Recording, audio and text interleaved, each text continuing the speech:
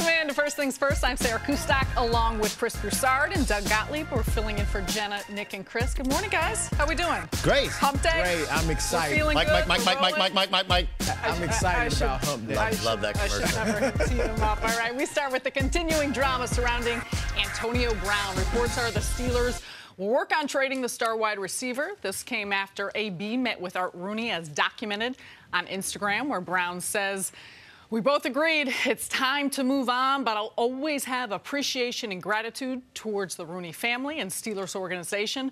Chris, how much should teams be willing to give up for Brown? Well, let me say this. I think Antonio is overestimating the market for him and the value. I think similar. He's not as far gone. He's not really far gone at all as far as his ability. But remember, Dez Bryant, you could not have told Dez Bryant that he would be out of the NFL. And so, you know, he obviously came back and got hurt. So I think Antonio, in a similar way, is overestimating his value and in being so excited and anxious to get out of Pittsburgh. That said, let's go back to Randy Moss when he was 30.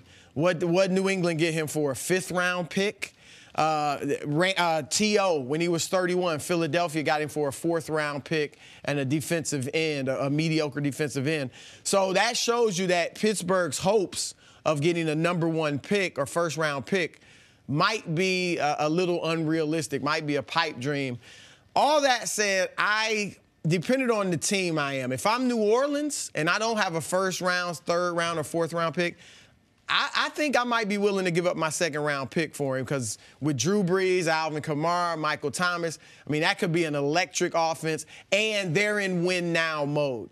If I'm another team like a San Francisco, I'm probably thinking a 3rd-round pick and maybe another player, maybe a Marquise Goodwin or somebody like that, a burner that you can send to Pittsburgh as a receiver.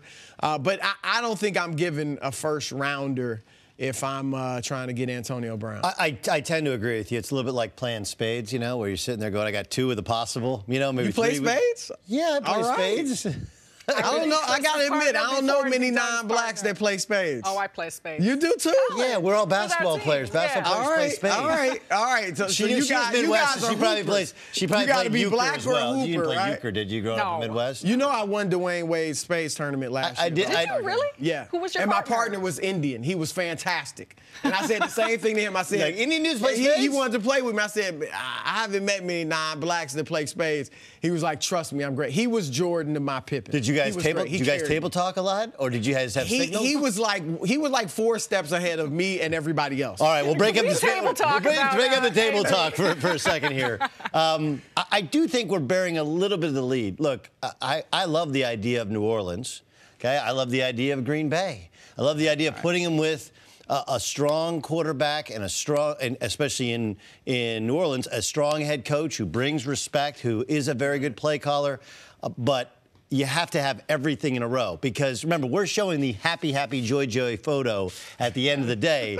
We kind of blew past the fact that earlier in the day, he's on the treadmill huffing and puffing, talking about he wants to get paid, right? Like there's he's got to get paid. Is he going to show up on time? Is he going to show up, you know, when things aren't going well? Is he going to show up for a team that's trying to get into the playoffs? Like, there's some things that he violated in terms of football code that I don't believe you can violate. I think yesterday was the first day in which he finally came clean to what this is all about. It's all about getting paid. Right. It's all about a new contract. And I think he hurt his value with all these other things. So it's going to depend. It's going to depend on who the team is, and do they have a quarterback who's solidified with his position? Can he work with AB? Can the head coach work with AB? Do they have a plan in place for when AB goes off the reservation? And then, how much money does he want? He clearly wants a new contract. He was set to make 15, I think, on a non-guaranteed deal. And then, you know, the Steelers aren't exactly in a point of strength here, because they're going to take a huge cap hit. The one difference, there's a couple differences with Dez Bryant. One, Dez's production had waned. He's much and better. Dez was never seen as the type of elite route runner as this guy is. Like, look, I will tell you, I think Antonio Brown has butchered this thing. 6 ways, you know, 6 ways but sideways, or whatever the expression is. But I think he's a way better wide receiver at this stage in his career than Dez Bryant at the same stage in his career last year. Additionally, the Cowboys kind of did Dez dirty a little bit in holding on to him longer so that the market had already settled. This is before the market settles. I think that increases value. Probably a third-round pick, but there are teams that will overpay, and the issue with the Saints is they overpaid for Teddy Bridgewater with that third-round pick, because the third-round pick would probably be a little bit high in terms of the ask.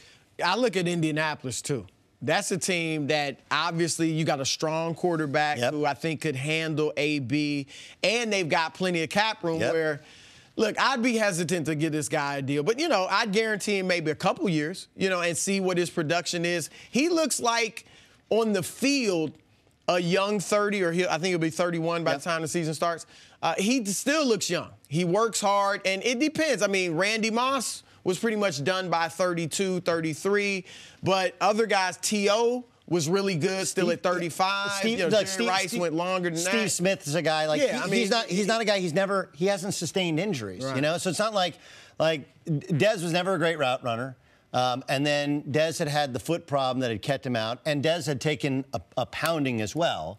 And Dez had always played on artificial turf, where he hasn't. He's played on natural grass, which I think there's a little bit of difference. Then how much is this about some of the off-the-field issues? Well, it's a lot. Is that the percentage of concern that you would have if you were another team? Yeah, making the trade? I'm not really concerned. And I think what he's going to perform like on the field. Yeah, I'm not concerned about his performance on the field. I'm concerned about his off-the-field issues, and if his off-the-field issues could impact his performance on the field. If he's not happy, I mean, why didn't he play in week 17? He played 15 games. They threw him the ball 168 times. Like, what the hell are you unhappy about, dude?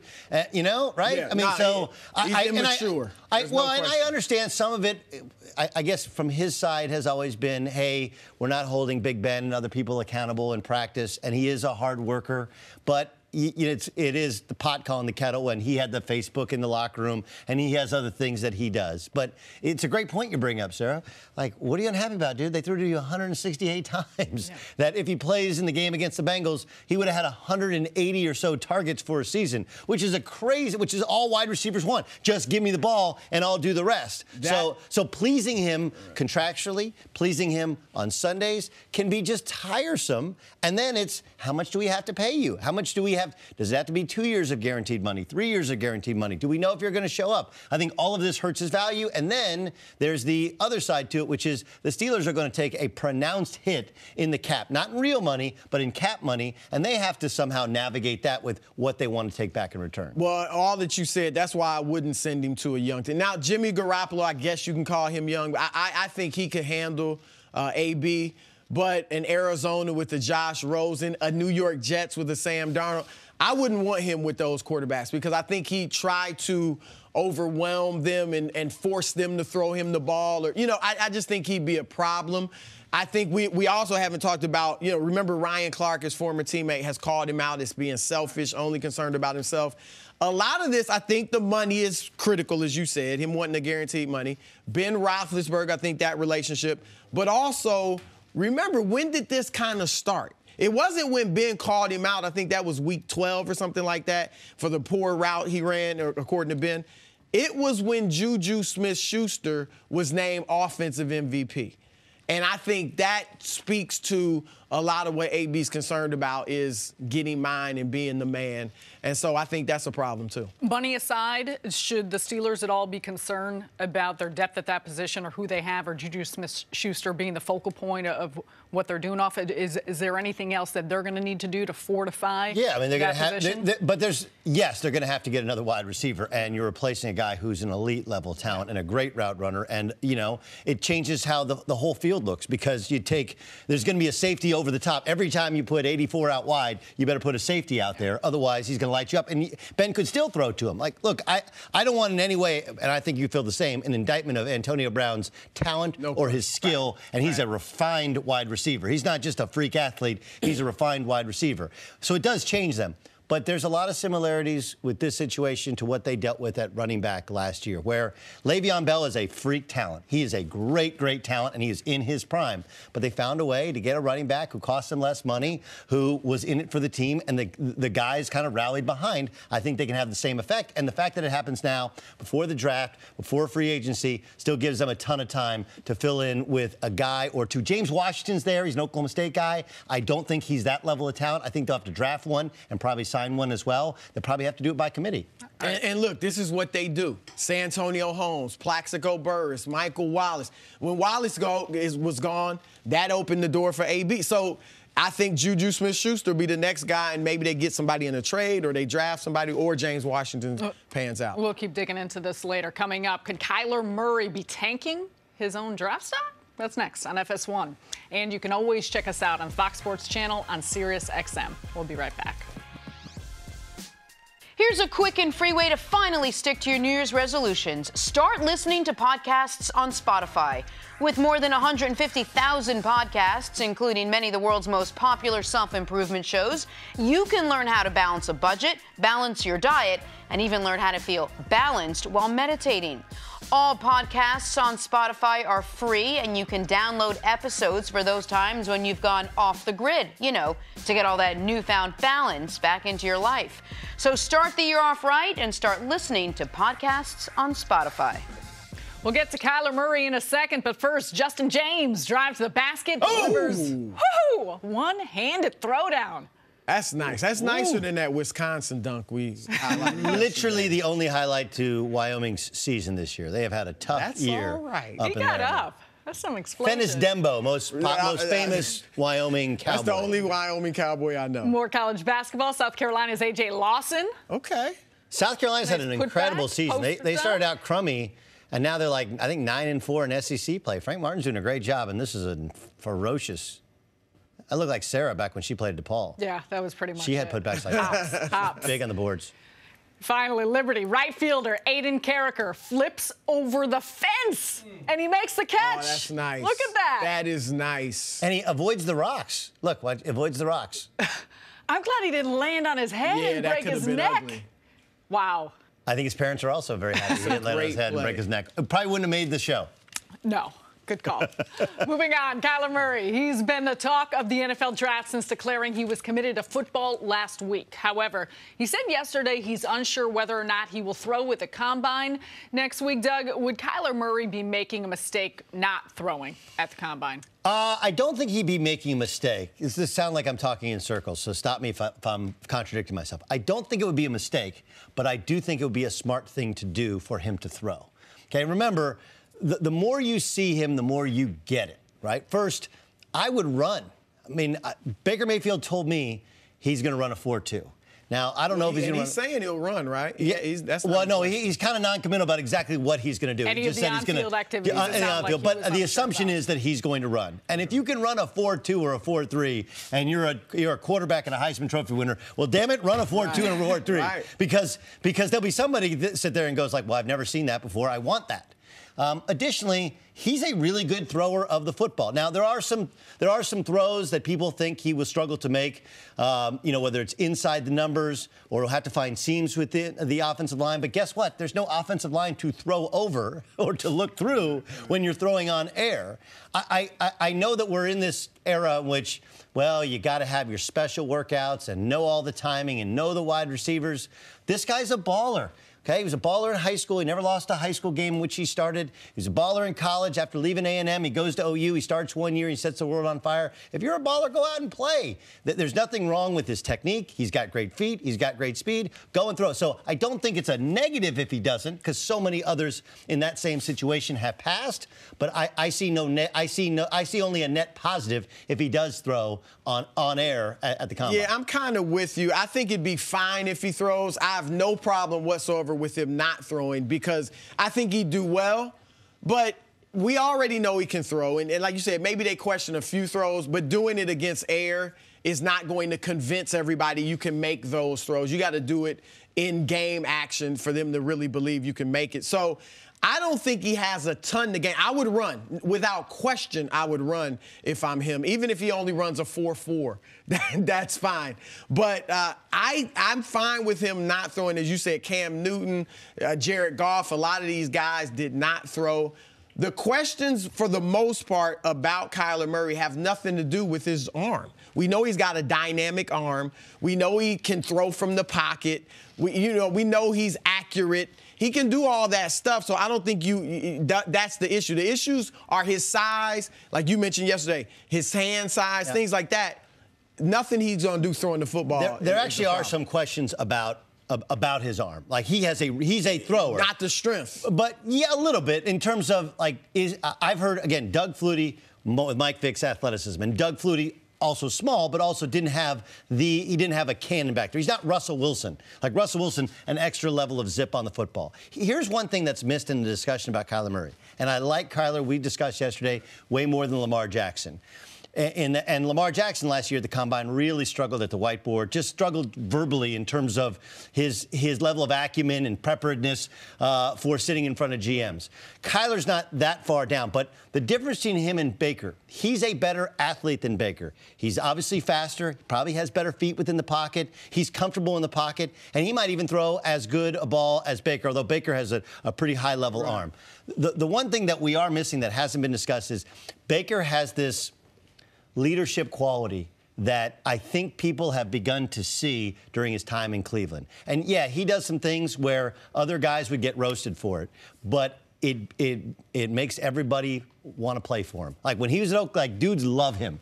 And he's a verbal leader. He's a leader at the practice field. He's a leader in the media. He'll take all the bullets from any negativity, and that's not who Kyler is. Again, Kyler's a great competitor and might be a better football player, but one of the things that pushed Baker over the top with the Cleveland Browns and with other teams that were evaluating him, because he's not the athlete of Kyler Murray, is this Phil Simms says, well, he's a quarterback. He takes over a room when he walks in it, and that's not who Kyler Murray is. I think that's the biggest challenge. Well, that's the biggest challenge at the Combine. Kyler's a different personality. Yes. Doesn't mean he's not a leader. Russell Wilson is a whole different. Now, I'm not saying he's Russell Wilson. There were no questions about Russell Wilson's leadership. But Kyler is very strong character, very solid character. I think he can be a leader of men. That's what you want among a quarterback. Now, you're right. Baker does it in a whole different way. Yes. With his bravado and guys get in line. I mean, some of those similarities to when people compared him to Johnny Manziel. Manziel has a similar personality in terms of the bravado and all that stuff. Now, he had the off-the-field issues. But Baker, a lot of things Baker does, grabbing his crotch, all that, that's not cool. But some guys buy into that, talking junk about Hugh Jackson. How cool is that? But some guys buy into that. I'm just saying, even though Kyler's a different personality, don't take that to mean he can't be a leader, because there are many different types of leaders. Are there better ways, though, he could showcase in those personal meetings? Are there ways that Kyler can prepare for those to better showcase the type of leader he is or the type of personality that he has? Absolutely. The difference in Manziel, though, like, look, Manziel was kind of always about Manziel. Okay, whereas you don't think Baker's about Baker? No, it's just not how. Like, I know people at Oklahoma, and they were all like, "You don't understand. Everybody loves this guy. Everybody's all in on Baker." Whereas Manziel was at A&M, it was, he's Johnny Goodtime. Everybody liked him, but he still kind of had roll with his own crew. Didn't roll necessarily with the football dudes. Like, everywhere Baker's been, the guys like him. He just has this, and that's almost all of these quarterbacks, and obviously they don't have Matt Ryan doesn't have the personality of a Baker Mayfield, but you were at the Super Bowl with your radio show. I was as well. When you meet the quarterbacks, there's something different about them. Like, it's almost like politicians, where you meet them in person, like, I don't even like your politics, but I like you. I like you now. Matt Ryan sits next to you, you're like, I like him. Aaron Rodgers sits next to him. He's Didn't you like Kyler? We both interviewed him. I like Kyler, but I liked him. I like Kyler, but he did come across a little bit quieter and not as big a personality, maybe not as relatable. There's also one other thing, which I don't know about relatable. Not everyone relates with you, Doug. Well, no. And I don't know that everybody relates with Baker Mayfield. Again, it's different personalities. Everybody doesn't relate, as we know, with Russell Wilson. But he's a leader. No, there's no question about that. Yes, but Russell also can kind of take over a room. It is fascinating that Baker and Kyler, look, Kyler, his dad played at A&M. He goes to A&M, starts as a freshman, loses his job. Now, it's different than being a walk-on, but the eerie similarities between losing your job, Baker lost his job to injury when he was at Tech, but losing your job at one school in Texas and then coming up to Oklahoma and both setting the world on fire, there's similarities there, and they'll forever be compared. There's one other issue with Kyler, which is going to come up, is that his dad has a little LeVar Ball to him, and he's going to have to answer some questions about, hey, man, listen, we can't have your dad. Yeah. That's not how we roll in the NFL. So I think there's some personality stuff that he's going to have to answer. But if I'm him throwing a football, running, I do everything because that guy's a really good football player, and he has jaw-dropping athleticism. Sounds good. All right, we're going to switch back to the hardwood. Coming up, why is tonight's UNC-Duke matchup being compared to the Super Bowl? That's next on First Things First. The NASCAR season heats up Sunday in Atlanta. It's the Folds of Honor Quick Trip 500, Sunday at 2 Eastern on Fox and the Fox Sports app. Time for us to go viral. The PGA Tour is now allowing players to wear shorts during practice rounds and pro-ams, and no one is more excited than Phil Mickelson, who finally gets to show off those sculpted, glorious calves. Look at those. Those are some impressive. Those I know.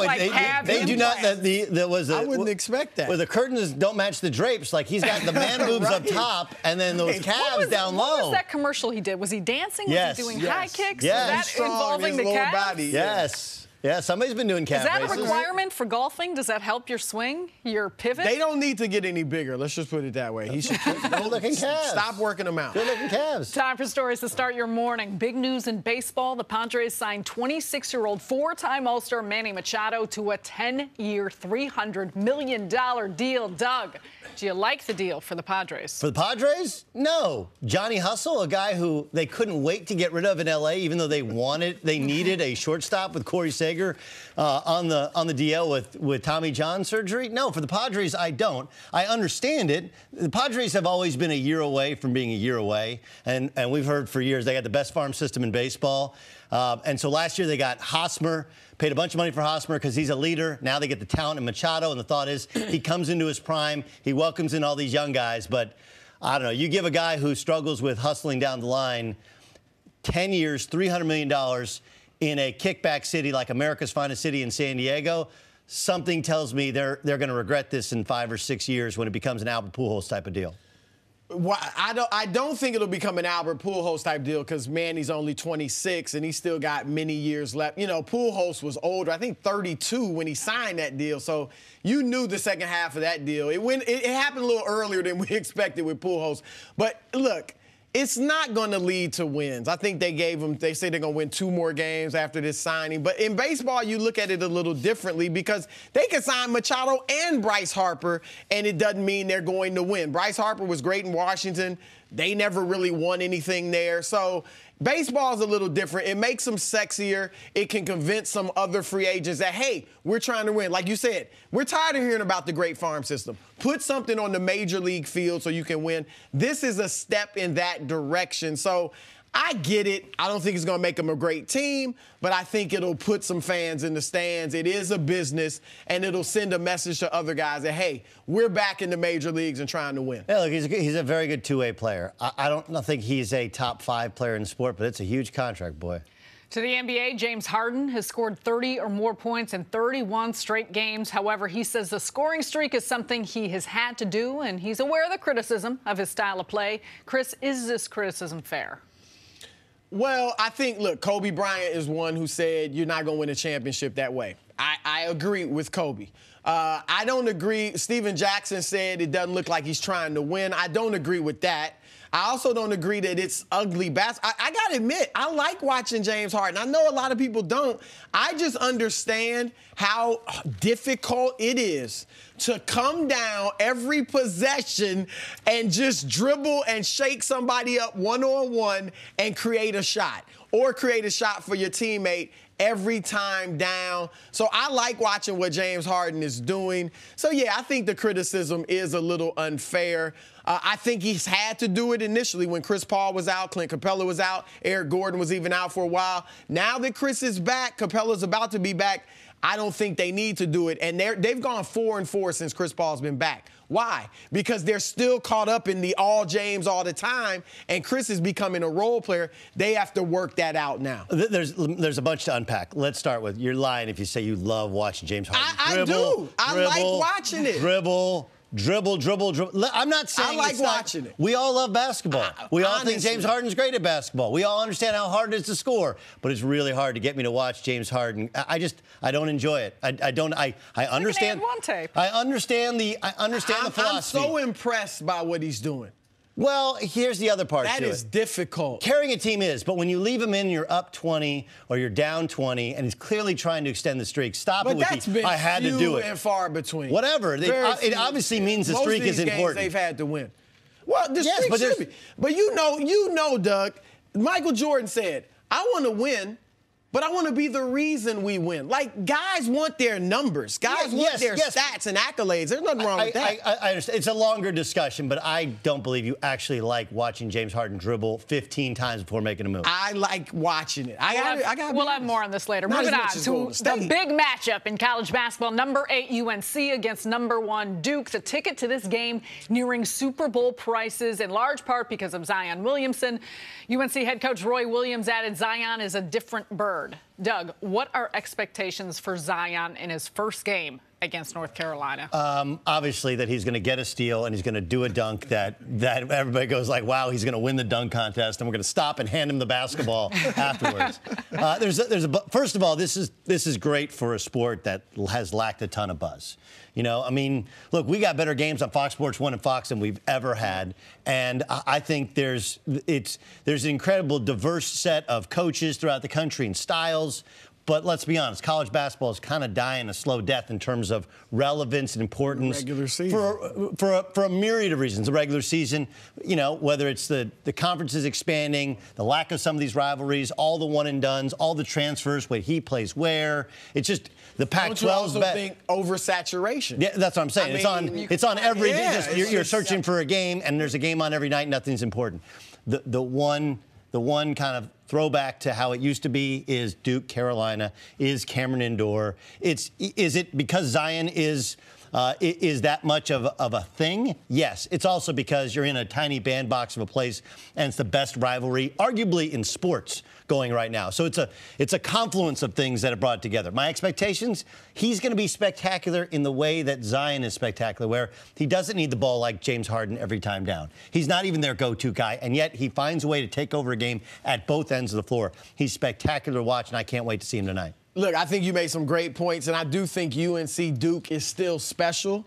But if Zion was not in this game, it'd be, okay, let's check it out because it's UNC Duke, it's the rivalry, but it wouldn't have this buzz. I mean, this guy is electric, and what else should I expect? I expect him to have a spectacular performance. I think Duke will win. UNC is tough, but Duke, they've lost to one top-ranked team all season. It was Gonzaga earlier. They played well recently, beat Virginia twice. So I think Duke will pull it out, but we all want to see something special from Zion. And I mean, I haven't watched a game this season where he hasn't delivered something. We talked a little bit about Kyler Murray, right? He has the magnetic thing that the stars have. When he comes out in the court, his sneakers squeak differently than everybody else. And it's fun to watch. I love the way he competes at the defensive end. That was what's lacking from last year's Duke team that had Marvin Bagley and all those other stars. This one competes, and they compete because in college basketball, I think it's the same in the NBA, you are what your best player is, right? And when your best player is your toughest guy, when your best player is the guy that competes at both ends, that tracks you down and tries to block every shot, that's what your team is. So as R.J. Barrett is a spectacular talent, may actually be a more talented basketball player at the next level, but he's not the leader of this team. Right. The most impressive part about Zion is not the fact that he's lost some weight and trimmed up. It's not the fact that he's become a little bit better shooter than his reputation. It's the fact that he plays really, really hard and has become the unquestioned leader of the Duke Blue Devils. This game, though, has 6 of the projected top 25 draft picks for next year. Yeah. Is that it? Yeah.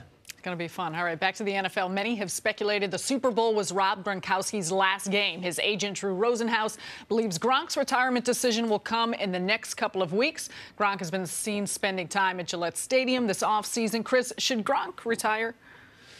I mean, look, that's a personal decision. He obviously played well in the Super Bowl. He was key in that last drive. And really, the playoffs in general. I mean, he played well. It looked like he was not even half of the old Gronk during the regular season. And then he comes out and plays terrifically during the playoffs. We've seen him in all these videos with Tom Brady talking about we're still here, we're not going anywhere, and all that. That kind of makes you think, maybe Gronk will stay around. But if his body is betraying him, he's always had problems with staying healthy, and now I'm sure it's much worse. I would love to see him come back and play and see them try to go for another Super Bowl. But I think looking at his body, and look, his agent obviously knows what's going on, so I do expect him to retire. I think he's going to come back, and I think that Rob Gronkowski proved he's the greatest tight end of all time with his performance in the playoffs. Let me tell you why. So I grew up around Tony Gonzalez. He's my AAU teammate. He's our teammate here at Fox. He was recently inducted in the Pro Football Hall of Fame. And he's the greatest pass-catching tight end of all time. But if you ask people in the sport, they'll say, look, the problem with these new tight ends is they don't block at all. So you literally, everyone knows you're not running to that side if you're just hoping and praying that they don't actually have to block. And the thing about Gronk, yes, he's always been a mismatch, especially in the red zone. Yes, he's always commanded a double team. But there's been other guys like that. It's the fact that he has been willing and able to block. And that's what he did in the playoffs. They became a power-running team, and they actually ran behind Rob Gronkowski. And I think there's this thought that he can evolve, much like Larry Fitzgerald, right? Where the greatness of Larry Fitzgerald wasn't just when the Cardinals made the Super Bowl with Kurt Warner that you could just throw it up to him, two guys around him, he made every catch. It's that Larry Fitzgerald would sacrifice his ego now at this point in his career, move into the slot, and kind of become almost like a Hines Ward, where he's willing to block, he's willing to run underneath, he's willing to do the things that don't get the glory that the guys outside the numbers get. That's the same for Gronk, where he's willing to block, he's willing to lead a power running game, and then occasionally split him out wide when he's got a little safety on him, throw it up to him. My guess would be the reason he's been around Gillette Stadium is he's trying to figure out how his body responds. Right. Because he's been through enough surgeries, he's been through enough injuries, he's trying to see, all right, I got the forearm thing, I've hurt my knee, I've hurt my back. Let me see how I feel after a couple weeks of working out, because if my body just doesn't respond, if I can't get it ready, then yeah, I'll call it quits. And if he does so, in 5 years, he'll be in the Pro Football Hall of Fame. But I'm guessing he wants to play, and the guys that retire are the ones who mentally, they get that off switch, they have to go to a beach, and they don't want to play, and they get dragged back in. I don't think that's who Gronk is. I think he wants to play football, and I think he'll do it another year. Great points about his blocking. That was hugely impressive in the playoffs. I will say this, though. It's easier to do that when you know, okay, this is a month. We got, we got 3 games left in the playoffs. I'm going all out and blocking. We're trying to win. Or even if you're thinking this may be my last go-round.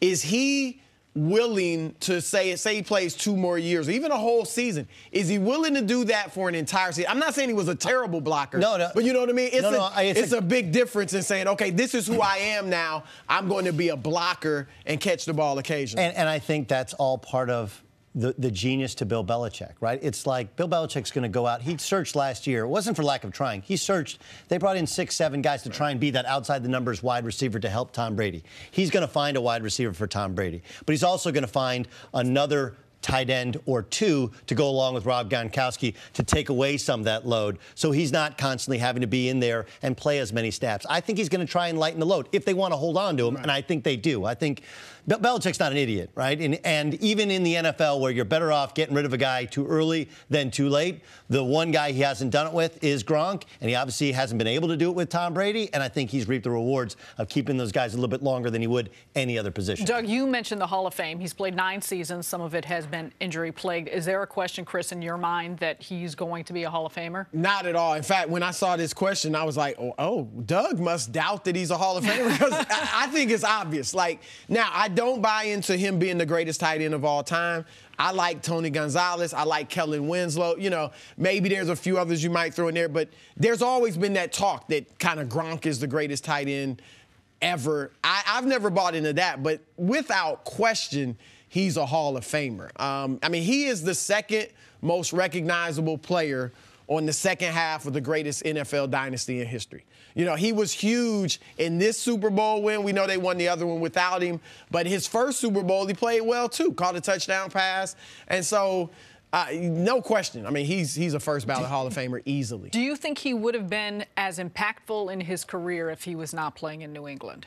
It's an impossible question, right? I mean, it's impossible. I have no idea. But the answer is probably no, but I can't tell you that for a fact. Look, there's a lot of things about the New England dynasty that we get caught up in Spygate and Deflategate and whether or not Marshawn Lynch should have gotten the football that we actually miss. Here's one. We're actually robbed of the prime of the best year of this dynasty, in that they were 18-0, right, lost to the Giants, and then Tom Brady got hurt the next year with the same team. Like we sometimes forget the best football team the Patriots ever had didn't win a Super Bowl. Here's how good that team was. The margin of victory this year in terms of total points, the greatest one in the NFL this season was the Rams, plus 144. Right? Just take a wild guess what the Patriots were when they went undefeated in the regular season. Plus 315. They outscored their opponents by the greatest. It was the greatest margin in the history of the sport. Awesome. And we didn't have. That was when Randy Moss in his prime, Tom Brady's in his prime. Their defense was loaded and sick, and they just blew people out of the water. They lost one game with David Tyree catching the ball against his helmet, and the NASCAR pass rush, which really seemed to rattle Tom Brady. But we didn't get a part two because he got hurt the next year. Look, I think Wes Welker's the best of the slot wide receivers. I think Randy Moss is the best of the outside the numbers wide receivers. And I think that Rob Gronkowski, of the Patriots, and I think that Rob Gronkowski has been the greatest tight end they've ever had. I agree with you in terms of Tony Gonzalez as a pass catcher, but it's one of those things that we don't talk enough about because there's not highlights of great blocking tight ends. No one says, like, you know what he does? He blocks well. It's like great women. We don't talk about their personality nearly enough, even though I do. Well, even though in the reality of it, if you can't have a conversation with a woman, you're doing so well. If you can't, no, but this is true. If you can't have a conversation with a woman, what's the point of her beauty? What's the point of her beauty? It's the same thing with Gronk. What separates him is his ability to block. On that note, we're going to go to break. Well, Gronk you just can't lead with the personality. You got a great personality. Where in the world will Antonio Brown play? That's a heading over here. Dying. You're not the only dying. Welcome back to First Things First. Yahoo senior NBA writer Vincent Goodwill joins the show.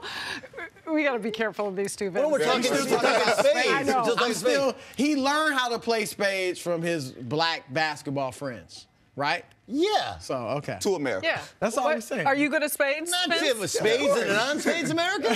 All right. Meanwhile, let's talk about Russell Westbrook. While many of his fellow NBA superstars are contemplating joining forces next season, Westbrook will not be pushing to be part of a super team. He says super teams are, quote, not my style. I like to compete. I like to go against the best. Vince, what will Russell Westbrook's legacy be, assuming that he does not win a title? Well, I don't think he's going to win a title. I think he's going to be viewed as one of those talented guys who probably couldn't conform into the way that the game was being played. Like, there's a saying that I had in the 2016 playoffs when Oklahoma City was challenging Golden State: can't trust Russ. Because late in the game, I looked at game 6 when Clay went off. Mm-hmm. Yep. He was guarding Clay when Clay went off. And then in the last 2 minutes, they couldn't get a shot off. That is directly attributed to your point guard and the type of structure and order that you have. And although I was not a huge fan of Billy Donovan, I think you could spread a lot of that blame around. KD, too, wasn't lighting it up. KD was terrible in that game. But point guard is a position of order. And you can have wild players in virtually every other spot except for point guard because it's so much order, the team sort of rallies around that particular position.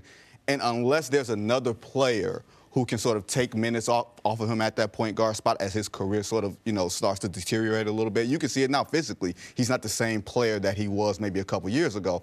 I just don't see Russ being that guy that can be stable enough to lead a team to a championship. Yeah, he's improved a lot in those areas, but you're right. I mean, that's always been his thing.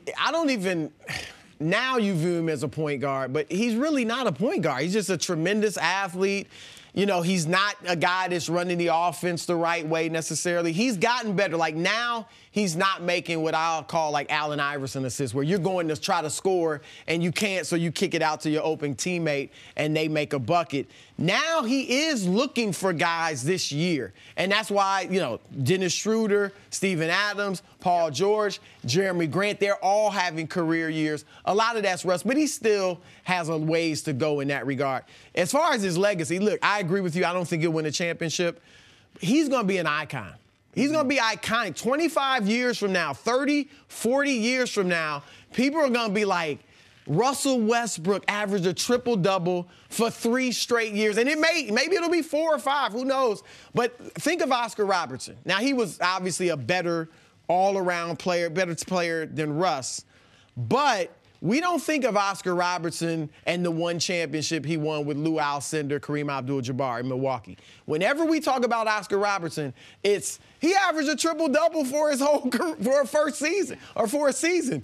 And that's what we'll say about Russ. I mean, nobody thought this could be done. Not Hubie Brown, not Jerry West, not the greatest basketball minds, not LeBron. None of them thought it was possible in today's NBA to average a triple-double, and he's doing it for 3 straight years. So you're right, he's got flaws, but he's going to be an icon because of that triple-double. All right, there's a bunch to unpack there. Okay, first thing is, you're right. You guys are both right. He's not really a point guard. And maybe the best move of the offseason, which got the least discussion, was acquiring Dennis Schroeder, who's not truly a starting point guard for a playoff caliber team, right? Like, he was the point guard for one of the worst teams in the NBA. But if he can move Russ off the basketball in parts of the fourth quarter, which is what James Harden was able to do. People forget James Harden was their fourth quarter point guard when they went to the NBA Finals. And that allows Russ to be Russ.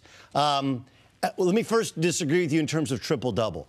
Does it look great historically? Absolutely. But we should also point out that the possessions are at an all-time high. Not all-time. Well, for modern, I was going to. For modern basketball. When Oscar averaged it, the possessions were way more. Then why isn't anyone else doing it? Right. Because nobody else is going for it. Nobody else. They're 70, Doug. They're 72-20 when he has a triple-double. To put that in, that's a 64-win pace. No, so it's not like third in the Western Conference. They win more when he gets a triple-double. They're a really good team. They're the second best team in the West, and people were naysayers about them because last year Paul George knew himself. He knew, like, hey, I just need another year here to kind of feel more comfortable. He's another year away from the injury as well, and I think Russ has been a big part. He's playing off the ball a little bit more. His usage rate is down. I think he's helped Paul George. I do think he's been cool with the hockey. It's also been cool with the hockey assist, whereas he used to do more of the LeBron thing, which is like, I like when you score, but I want to be the guy who leads to you scoring. But, like, let's be honest, that the volume of shots coming from both ends, the fact that now that he's a guard that rebounds, you don't really have to rebound. Maybe a little bit more so than you used to because you're playing 5-out basketball. But really, it's the loading up on the rebound stats that are the reason that he has the triple-double. He was, and other guys, I think. Like Sarah said, why isn't anybody else doing it? You cannot tell me there's not another player that wouldn't be doing it if they could. Yeah, I think you'll see Giannis get there. I think you'll see triple-double. Yes, I think you'll see. He's only had about 6 assists a game. I understand. I think you'll see it more and more as people the threat of him if he improves as a jump shooter. Do you think Giannis will end up being one of the best players in the game? Yeah, I think he's Giannis is potentially an MVP. Like, look, I think Russell Westbrook's really good. Him to a player that here's what's crazy about it. How has he lost his jump shot?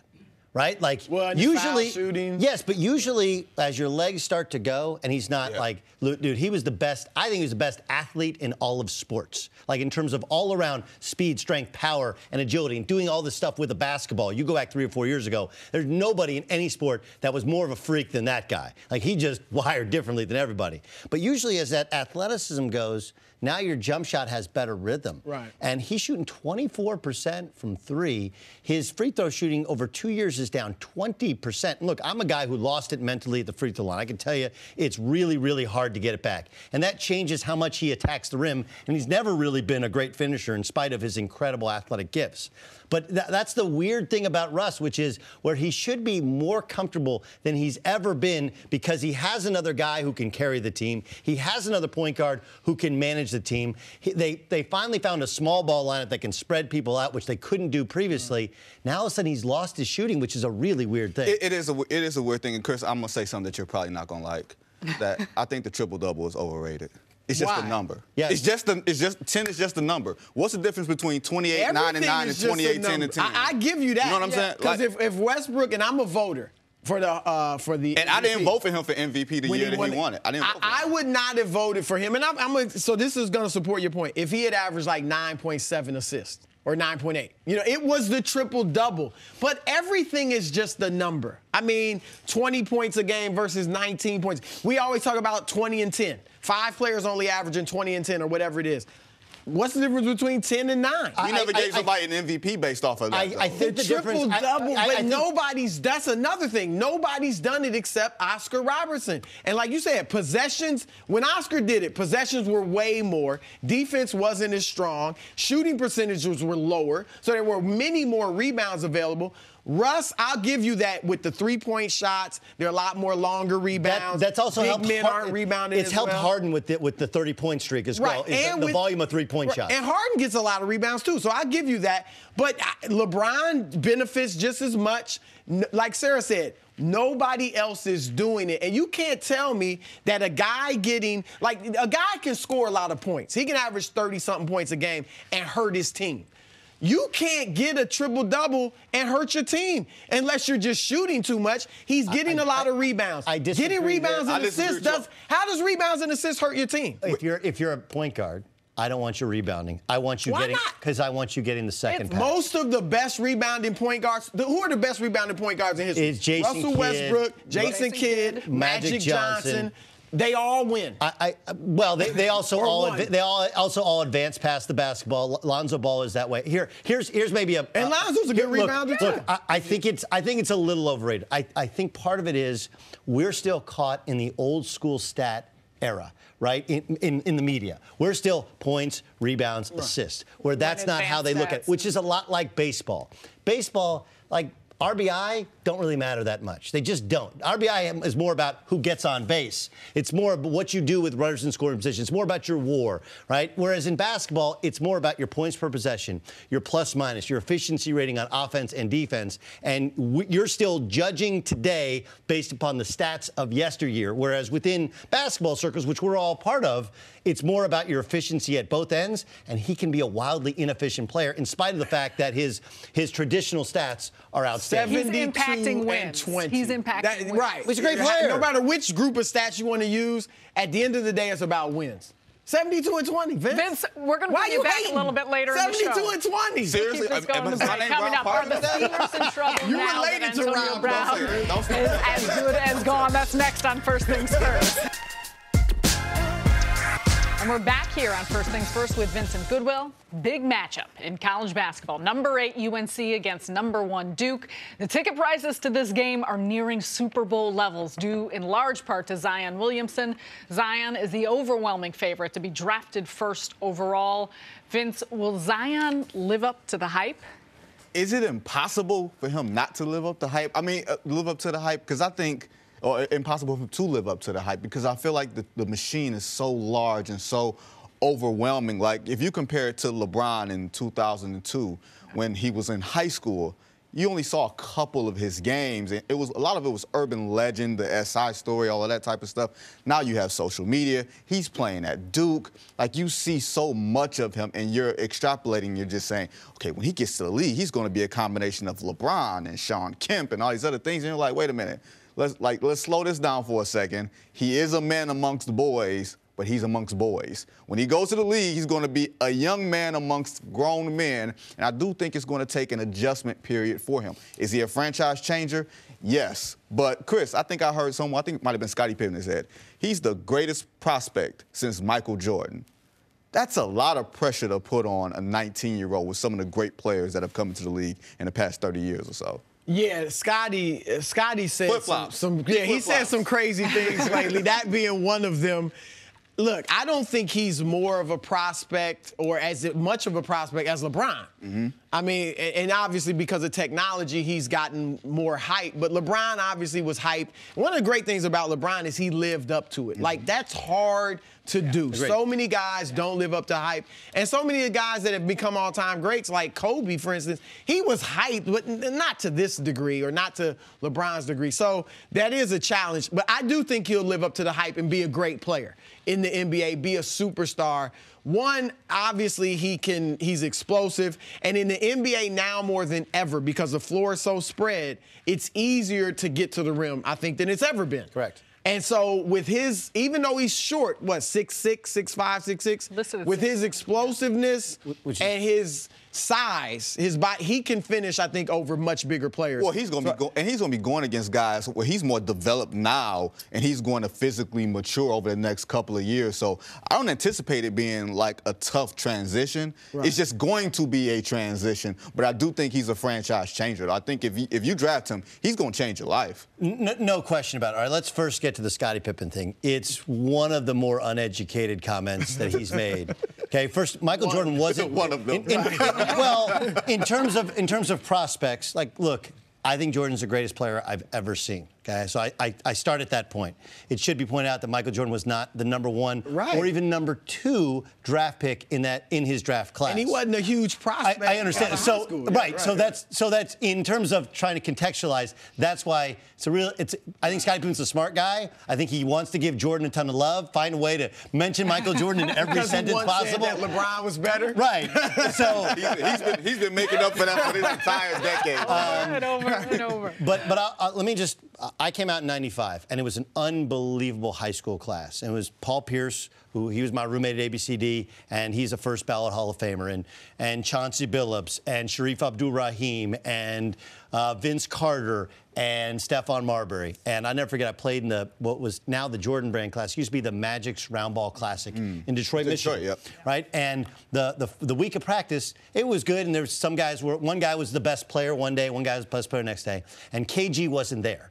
And then the day of the game, or night before the game, KG showed up because he took the SAT on a Saturday trying to play in college. And then he showed up the day of the game. And I'm telling you, from the moment they threw that ball up, it wasn't any question who the best player in high school basketball was that year was Kevin Garnett. And that's what...